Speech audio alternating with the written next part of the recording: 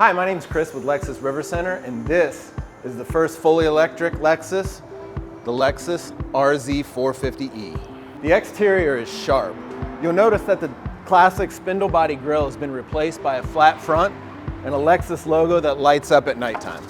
The RZ is loaded with safety features like cameras and parking sensors all around the vehicle, along with these winglets on the back that help with the aerodynamics and also push the rain off the back windshield. Under the hood is a 71.4 kilowatt hour battery that produces 313 horsepower and a range of about 220 miles.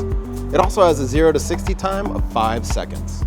Jumping inside the Lexus RZ450e, this car is loaded with a ton of features that make the driving experience amazing. First thing you'll notice, a 14-inch touchscreen with Apple CarPlay and Android Auto. You'll also have a head-up display that has the whole menu to itself and can be controlled using the buttons on the steering wheel. The center console has a lid that opens 2 ways for your convenience to allow you access to the extra storage underneath the center console.